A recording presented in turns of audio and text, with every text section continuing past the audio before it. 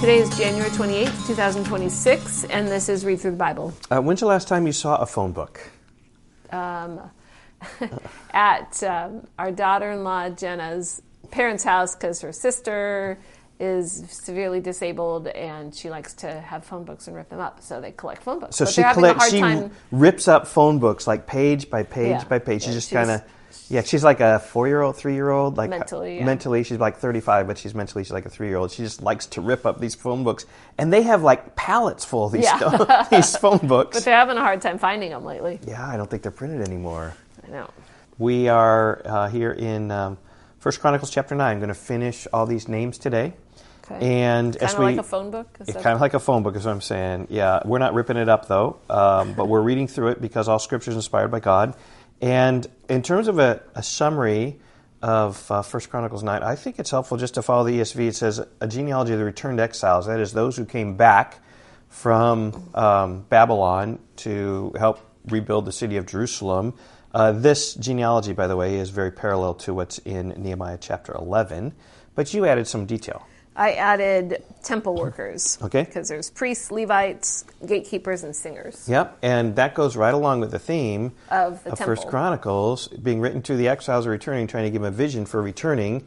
And so talking about temple worship and talking about the throne and just how important those things are. And so here is the list of those temple workers who are coming back into the land. Right. Okay, so, at this point, you can speed up your podcast, and that would be totally fine, because we're going to read the names, so you don't have to. Okay, verse 1. So all Israel was recorded in genealogies, and these are written in the book of the kings of Israel. And Judah was taken into exile in Babylon because of their breach of faith. Now, the first to dwell again in their possessions, in their cities, were Israel, the priests, the Levites, and the temple servants. And some of the people of Judah, Benjamin, Ephraim, and Manasseh, lived in Jerusalem. Uthai, the son of Ammihud, son of Omri, son of Imri, son of Bani, from the sons of Perez, the son of Judah. And some of the Shilonites, Asaiah the firstborn and his sons. Of the sons of Zerah, Juel and their kinsmen, 690. Of the Benjaminites, Salu, the son of Meshullam, son of Hodaviah, son of Hasanua, Ibniah, the son of Joram, Elah, the son of Uzi, son of Mikri, and Meshullam, the son of Shephatiah, son of Reuel, son of Ibnijah, and their kinsmen, according to their generations, 956. All these were heads of fathers' houses, according to their fathers' houses. Of the priests, so here's the priests, the temple workers, right? Jediah, Jehoiarib, Jakin, and Azariah, the son of Hilkiah, son of Meshullam, son of Zadok, son of Marioth, son of Ahitub, the chief officer of the house of God, and Nadiah, the son of Jeroham, son of Pashur, son of Malchijah. By the way, I just read of Pashur in Jeremiah 20. Pashur the priest, he's the one that persecuted Jeremiah. Oh, yeah. Beat him and put him in stocks. Malchijah and Messiah, and the son of Adiel, son of Jazerah, son of Meshullam, son of Meshillemith, son of Immer, besides their kinsmen, heads of the fathers' houses, 1,760 mighty men for the work of the service of the house of God. Of the Levites, Shemaiah, the son of Hashub, son of Azrikam, son of Hashabiah, of the sons of Merari, and Bakbakar, Haresh, Galal, and Mattaniah, the son of Micah, son of Zikri, son of Asaph, and Obadiah, son of Shemaiah, son of Galal, son of Jeduthun, and Berechiah, the son of Asa, son of Elkanah, who lived in the villages of the Netophathites. The gatekeepers were Shallum, Akub, Talmon, Ahiman, and their kinsmen.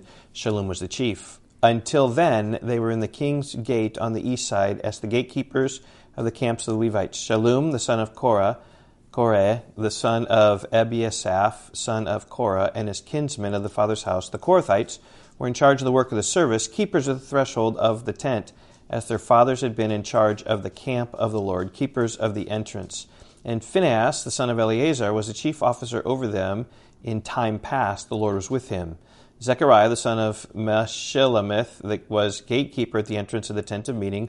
All these who were chosen as gatekeepers at the thresholds were 212. They were enrolled by genealogies in their villages. David and Samuel the seer established them in their office of trust. So they and their sons were in charge of the gates of the house of the Lord, that is, the house of the tent as guards. The gatekeepers were on the four sides. Because in David's time it was still a tent. Yes. The gatekeepers were on the four sides, east, west, north, and south, and their kinsmen who were in their villages were obligated to come in every 7 days in turn to be with these, for the four chief gatekeepers who were Levites were entrusted to be over the chambers and the treasures of the house of God, and they lodged around the house of God. For on them lay the duty of watching, and they had charge of opening it every morning. Some of them had charge of the utensils of service, for they were required to count them when they were brought in and taken out. Others of them were appointed over the furniture and over the holy utensils, also over the fine flour, the wine, the oil, the incense, and the spices. Others of the sons of the priests prepared the mixing of the spices. And Mattithiah, one of the Levites, the firstborn of Shallum the Korahite, was entrusted with making the flat cakes. Also, some of their kinsmen of the Kohathites had charge of the showbread to prepare it every Sabbath. Now these, the singers, the heads of the fathers' houses of the Levites, were in the chambers of the temple, free from other service, for they were on duty day and night. These were heads of the fathers' houses of the Levites, according to the generation leaders. These lived in Jerusalem.